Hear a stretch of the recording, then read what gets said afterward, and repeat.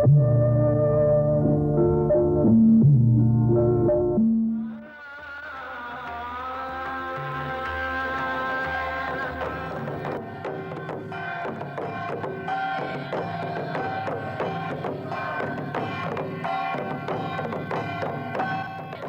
संगीत की मधुर धुन पर नाचते, झूमते और जीवन गीत गाते इन भोले भाले आदिम जनजाति असुरों के लिए ये जश्न मनाने का समय है।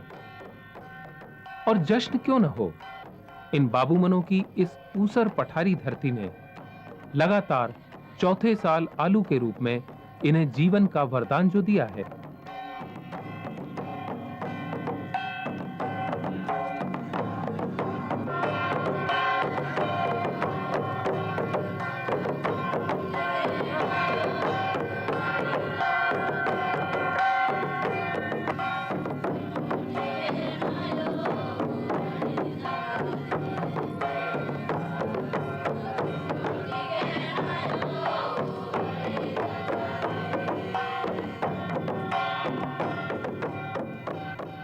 उन्नीस से अब तक आलू के उत्पादन और जोत में लगातार वृद्धि हुई है। हर साल नए लोग इसकी खेती से जुड़ रहे हैं। सदियों से इन बाबूमनों का पेशा रहा है लोहा गलाकर उससे आम लोगों की जरूरतों के लिए तरह तरह के हथियार और औजार बनाना। इसी भट्टी में ये असुर लोहा गलाकर फौलाद बनाते थे।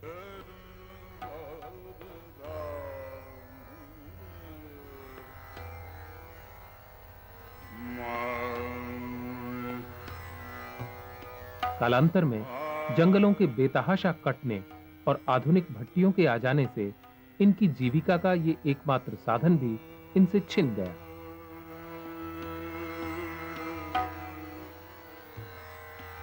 और तब जीविका के लिए इन्होंने मजदूरी और छुटपुट खेती का सहारा लिया। लेकिन एक तो ऊसर पठारी धरती, सिंचाई के साधनों का अभाव, उस पर उपज बहुत ही कम, सिर्फ मकई और गौरा धान। जीवन यापन बहुत ही कठिन था।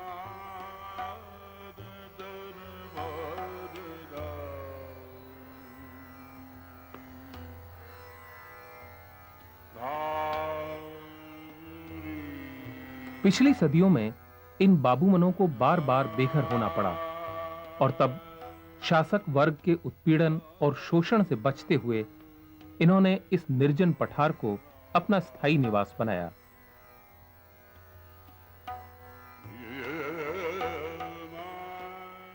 यह पठार, जो पहले झारखंड की राजधानी रांची का हिस्सा था, सन 1983 में इसे गुमला नाम से अलग जिला बनाया गया, जिसका उद्देश्य था इस पठार के विकास में होने वाली भौगोलिक और प्रशासनिक बाधाओं को दूर करना।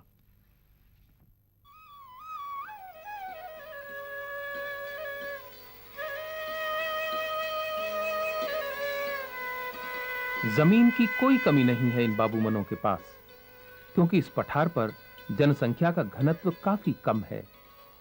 इसके बावजूद खेती को असुरों ने अपने जीवन यापन का प्रमुख साधन कभी नहीं बनाया। इस पठार पर खेती पूरी तरह बरसात पर आधारित है। यहां के निवासी, ये बाबूमन, हमेशा से अपनी जरूरतों के लिए जंगल पर निर्भर रहे हैं। खेती करके अन्न उपजाना कभी इनका मुख्य पेशा नहीं रहा, इसलिए ये हमेशा खेती के काम के प्रति उदासीन रहे हैं। पर जंगलों के लगातार कम होने और कटने के साथ इनको मजदूरी करने के लिए विवश होना पड़ा और तब इन्होंने अपने आसपास के बॉक्साइट की खदानों में मजदूरी करना प्रारंभ किया, जहां इनका अनवरत शोषण किया गया। इसलिए खेती के प्रति इनकी उदासीनता को तोड़ना और खेती से इन बाबूमनों को जोड़ना स्थानीय प्रशासन के लिए अत्यंत कठिन काम था। इस पठार के समग्र आर्थिक विकास के लिए खेती का विकास होना जरूरी है। खेती ही यहां के लोगों के जीवन में आर्थिक समृद्धि और स्थायित्व ला सकती है। आर्थिक रूप से इन्हें आत्मनिर्भर बनाने के लिए गहन शोध और स्थानीय परिस्थितियों के व्यापक अध्ययन के बाद केंद्र और राज्य सरकारों द्वारा योजनाएं बनाई गई। लेकिन स्थानीय जरूरतों से तालमेल बिठाकर इन योजनाओं को लागू करना एक मुश्किल काम है, क्योंकि हर जनजाति की अलग-अलग सांस्कृतिक रुचियां हैं, तो हर गांव की अलग-अलग समस्याएं और प्राथमिकताएं। हर जनजाति की अपनी सामर्थ्य है, तो अपनी सीमाएं भी हैं।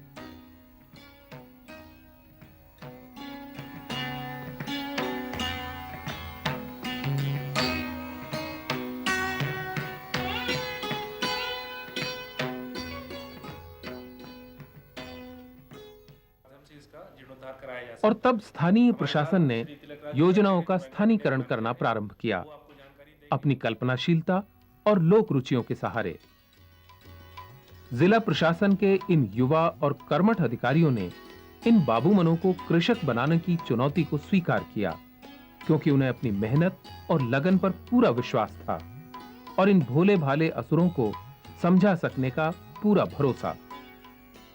अधिकारियों को पता था कि उनके एक वर्ष की मेहनत इस पूरे इलाके की तस्वीर बदल सकती है।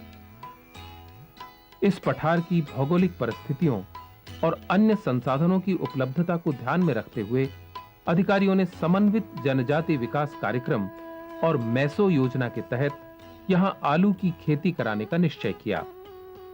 गोला के अलावा भी कोनो खेती करेगा सीखलिए है नहीं का, तो अखन आला के ठो बरसाती आलू के करे परवा गिरी करे परवा। असुरों ने जब आलू की खेती के बारे में सुना तो उन्हें बहुत आश्चर्य हुआ, क्योंकि इस पठार पर जहां मकई और गौरा धान भी ठीक से नहीं उपजता, वहां बरसाती आलू उगाने की योजना वाकई चमत्कार से कम नहीं था।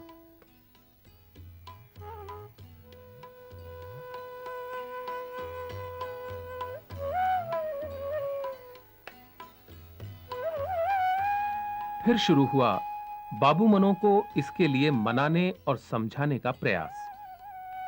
उनके साथ लगातार बैठकें की गई, उनको इसके फायदे के बारे में बताया गया। काफी समझाने बुझाने और मान मनोबल के बाद उन्होंने इस योजना पर अपनी रजामंदी जाहिर की। एक हफ्ता में 6 क्विंटल आलू हर खेत में लग जाना है, कहा कि फिर फल में कार्यक्रम करना है अक्टूबर में।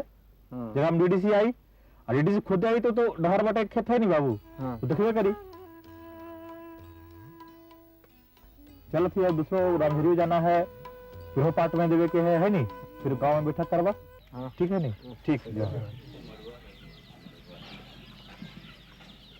पर समस्या जस की तस थी। असुरों ने पहले कभी आलू की खेती नहीं की थी और तब सामूहिक खेती के रूप में इसका समाधान निकाला गया। तो सामूहिक खेती हो पारी कि नहीं हो पारी, इससे बताओ जोगे सर। सामूहिक खेती आसानी से होला और जल्दी होला। सामूहिक रूप से आपस में मिलजुल कर काम करना सदियों पुरानी परंपरा रही है इस पूरे आदिम जनजातीय क्षेत्र में। इसलिए तय हुआ कि अलग-अलग समूह अलग-अलग काम करें। एक समूह ने खेतों की जुताई की तो दूसरे समूह द्वारा बीज लगाया गया और तीसरे समूह ने इन बीजों पर मिट्टी चढ़ाई।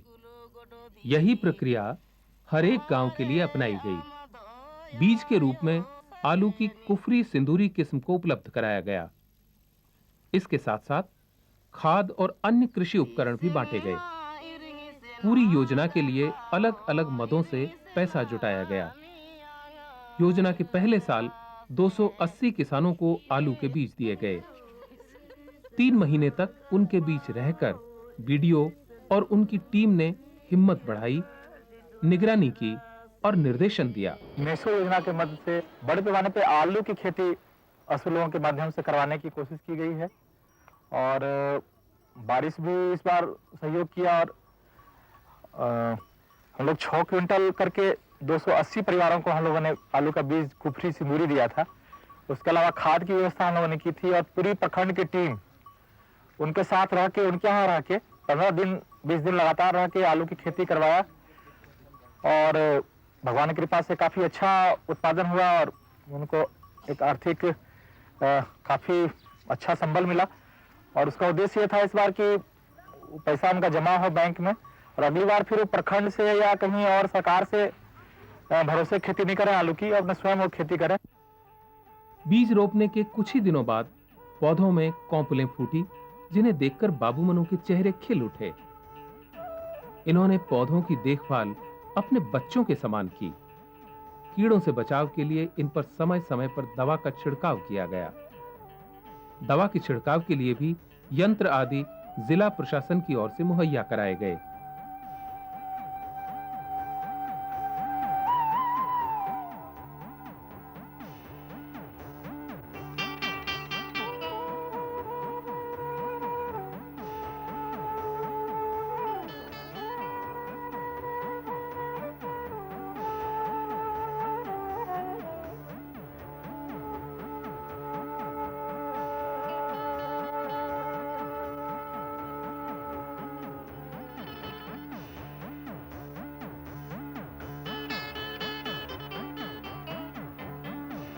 बड़े अधिकारियों की लगातार उपस्थिति, दिशा निर्देश, निगरानी, लाभार्थियों से सीधा संपर्क और संवाद की रणनीति बेहद प्रभावी रही इस पूरी योजना में। असुरों और प्रशासन के आला अफसरों के बीच पनपा ये आपसी संबंध इस योजना की सफलता के लिए बहुत लाभदायक सिद्ध हुआ। बाबू मनु के मन में इस योजना की सफलता के प्रति संदेह का जो भाव था, वो प्रशासन के इन आला अधिकारियों के लगातार सहयोग और सहभागिता से जाता रहा। खेतों में आलू के पौधों को लहलहाता देखना एक सुखद अनुभव था। ये नई जिंदगी की तरफ पहला कदम था, जिसमें पूरा गांव समान रूप से सहभागी था। सफलता और समृद्धि उनके द्वार पर दस्तक दे रही थी। उनके जीवन में सुनहरे भोर की पहली किरण के आगमन में अब देर नहीं थी। बाबू मनु ने जितनी हाड़तोड़ मेहनत की थी, उतने ही बड़े-बड़े आलू उनके खेतों में हुए। गोल मटोल आलूओं को देखकर किसान अपनी मेहनत और सरकारी महकमे के आला अफसर अपनी योजना की सफलता पर काफी खुश थे। बड़ा बढ़िया आलू उगा तोरे तो सो का लेके कर ला।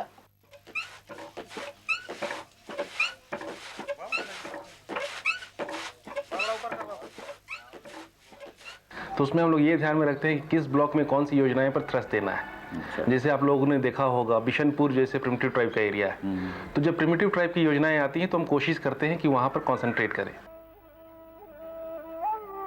इन सुंदर सजीले आलुओं को नाम दिया गया नेतरहाट आलू। असुरों को उनकी उपज का सही दाम दिलाने में भी जिला प्रशासन का सहयोग रहा।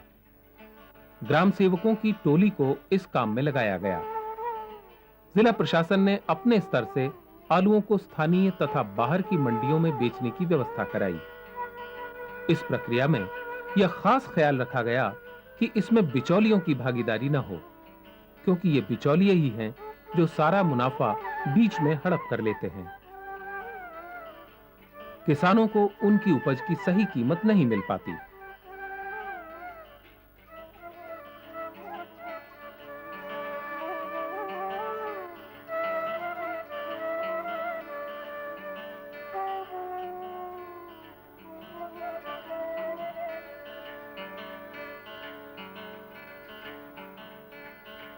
प्रिमिटिव ट्राइब्स के लिए विशेष फंड मिलता है हम लोगों को रांची सेक्रेटेरिएट से, लेकिन जिन लाइन डिपार्टमेंट्स के थ्रू ये पैसा हमेशा से आता रहा है, वो डिपार्टमेंट एक ठेकेदारों की जमात बन के रह गया है। जिला प्रशासन इस चीज़ से अवगत था, तो इसमें भी हम लोगों ने उन मिडल मैन को ख़त्म करने के लिए लाइन डिपार्टमेंट्स को हल्का सा बाईपास किया, और जो हमारी ट्रस्टेड एजेंसीज थी उनके माध्यम से हम लोग सीधा प्रिमिटिव टाइप के साथ कांटेक्ट इस्टेब्लिश किए, और एक स्कीम को जो कि मॉडल के रूप में लास्ट ईयर आलू का खेती करवाया गया है, उसका बहुत अच्छा रिज़ल्ट हुआ है। उसके फॉरवर्ड लिंकेजेस में मार्केटिंग की भी प्रॉब्लम नहीं हो, डिस्ट्रेस सेल नहीं हो, उसको भी टैग किया गया है। तो उससे जितने ये 4 ब्लॉक्स में जो लिया गया है, देयर इज़ ए सब्सटेंशियल कि उनके एरियाज़ में जो प्रिमिटिव ट्राइब हैं उनके रहन सहन में काफ़ी उससे इम्प्रूवमेंट हुआ है, बदलाव हुआ है।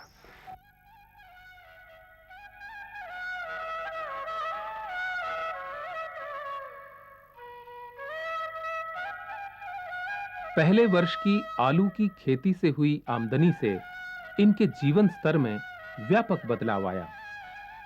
जीवन में आए सुख और समृद्धि से इनके आत्मविश्वास में वृद्धि हुई है।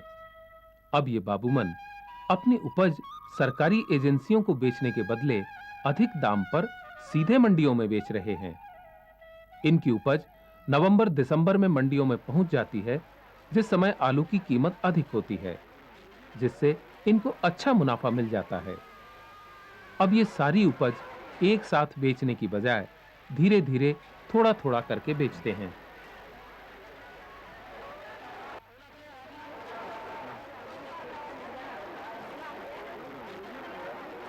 इस बार जो भी लगाया था अच्छा हो गया था। मार्केट सब बिक गया। हाँ, मार्केट में कुछ बिक गया, कुछ अभी तक भी बिक्री हो ही रहा। हो ही रहा है। हाँ मतलब इस बार काफी आलू हुआ। हाँ, काफ़ी हुआ था। अब 1 महीना तक मार्केट में चलेगा।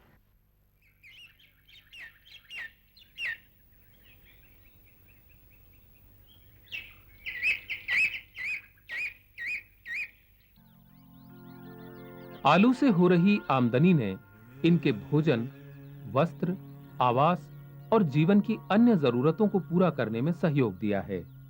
इनके बच्चे अब स्कूल जाने लगे हैं। हाँ, रहन सहन में बहुत काफ़ी मैंने ओढ़ान पिंधन बोली वचन में बदलाव आ गया है। बच्चों को पढ़ाना अपने गांव स्तर से पढ़ा के फिर दूसरा विद्यालय में उसको अभी एडमिशन भी कर रहा है, फिर दूर दूर भी अपने पैसे से पढ़ा रहा है।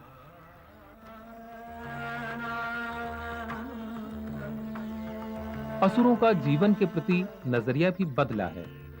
नए विचारों और जानकारियों के प्रति इनकी उदासीनता कम हुई है। इनके बीच भी प्रगतिशील समाज के लक्षण दिखने लगे हैं।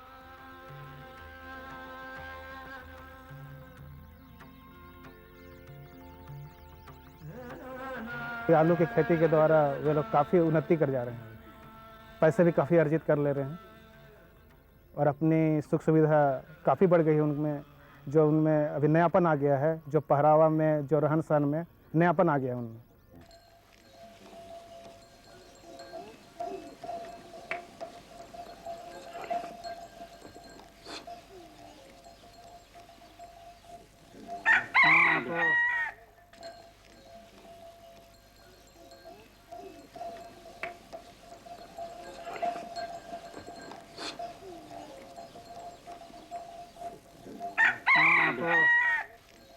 आलू की खेती की इस सफलता ने आसपास के उन लोगों को भी प्रोत्साहित किया जिन्होंने पहले बरस इसकी खेती नहीं की थी। जिस एरिया में हम लोग किए थे उसके बाहर भी एरिया में भी करने लगे हैं लोग।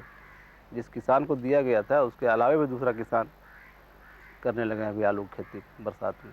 अच्छा फायदा उठा रहे हैं लोग।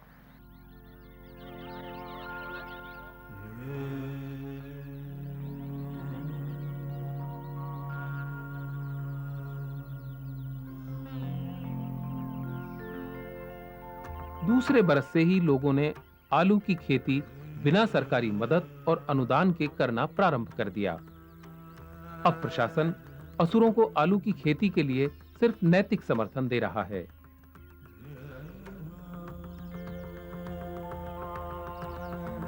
अपने पैसे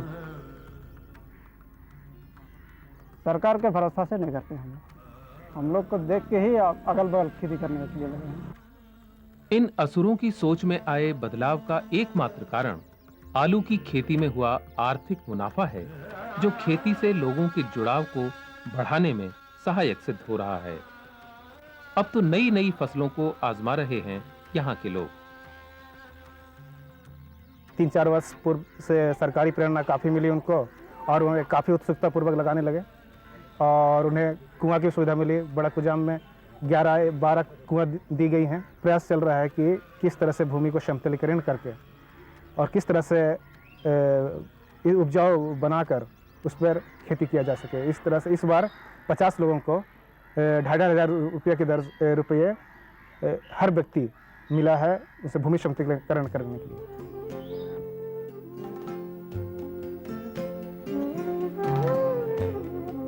लेकिन जिला प्रशासन ने अपनी योजनाओं को यहीं विराम नहीं दिया। आलू की सफलता से उत्साहित होकर इस क्षेत्र में हॉर्टिकल्चर को बढ़ावा देने वाली योजनाओं पर काम शुरू किया जा रहा है, जिसके अंतर्गत रेशम और संतरे की खेती पर मुख्य जोर है। समतल और सिंचाई की सुविधा वाले क्षेत्रों में सब्जी की खेती को भी बढ़ावा देने का प्रयास किया जा रहा है। असुर प्रिमिटिव ट्राइब्स में आते हैं, उसमें से यहाँ पे देखिएगा तो इस क्षेत्र में खेती के अलावा और कोई जीविका का साधन नहीं है। तो उन लोगों को 2-3 साल पहले प्रशासन की मदद से दालों की खेती के लिए उनको बताया गया, बीज खाद भी उपलब्ध कराया गया था। उसमें अभी वहाँ पे आलू और मूंगफली वगैरह की खेती जारी है। लोग अब अपना पैसा लगा रहे हैं, बाज़ार से बीज खरीद रहे हैं और जो भी उससे उपज होता है वो बाज़ार में ही बेच रहे हैं। उनको अभी मोटिवेशन प्रशासन की ओर से दिया जा रहा है, लेकिन जो सपोर्ट दिया जा रहा था पहले बीज उपलब्ध करा करके, वो बीज नहीं उपलब्ध कराया जा रहा है। अब वो सेल्फ सफिशिएंट और सेल्फ रिलायंट की तरफ मूव कर रहे हैं। हम लोग और भी दूसरे तरीके से क्रॉप में, जैसे मालवरी हो गया, रेशम पालन हो गया, या वहाँ पे ही सब्जी उत्पादन हो गया, फल उत्पादन हो गया। जैसे आपको मालूम होगा कि नेतरहाट महुआ टांड के क्षेत्र में संतरा बहुत अच्छा होता है, तो संतरा का खेती हो गया। इस तरीके से हम लोग और प्रयास करेंगे।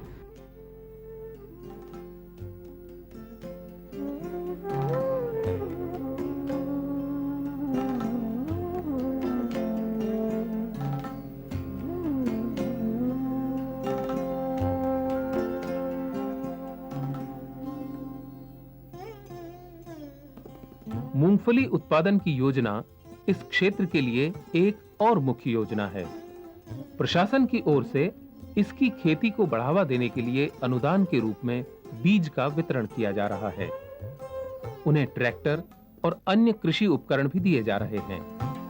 खेतों के समतलीकरण और उन्हें जोत के लिए तैयार करने हेतु राशि दी जा रही है, ताकि इनके खेती के रकबे को बढ़ाया जा सके।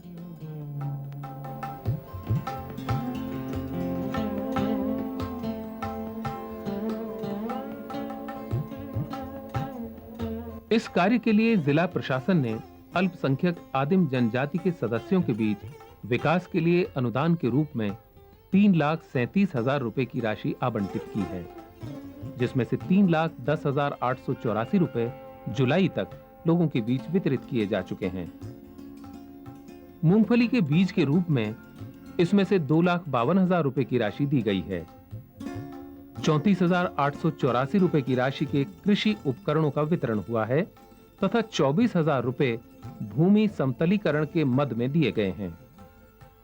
इस पूरी राशि का वितरण अनुदान के रूप में हुआ है। इन प्रयासों से असुरों ने मूंगफली की खेती करना शुरू किया है।